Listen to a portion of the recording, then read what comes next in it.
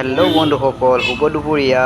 তো আজি মৰাণ যাবলৈ ওলাইছোঁ, অলপমান শ্বপিং কৰিবলৈ আছে। তো এতিয়া আমি গৈ আছোঁ মৰাণলৈ। তো বন্ধুসকল, ফাইনেলি মৰাণ পাই গ'লোঁ। ফাৰ্নিচাৰ দোকানতে আছোঁ, এতিয়া আমি বস্তু চাম।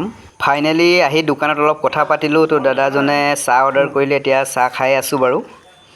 প্ৰথমতে এইখনে চালোঁ বাৰু, এইখনে মোক ভাল লাগিল। দুইটা কালাৰৰ আছে।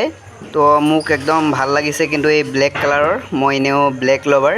এইখন একদম মানে টপ লাগিছে, কাৰণ মানে এইটোকে চুজ কৰিছোঁ আৰু এইটোৱে নিম।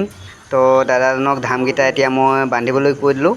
ইয়াৰ ছাইডৰ ধামকেইটা পূৰা মানে পেকিং কৰি দিছে, কাৰণ গাড়ীত লাগি কালাৰ যাব পাৰে। সেইকাৰণে মানে অলপ কাৰ্টুন দি বান্ধি দিয়ক বুলি কৈছোঁ। তো দাদাই বান্ধি আছে।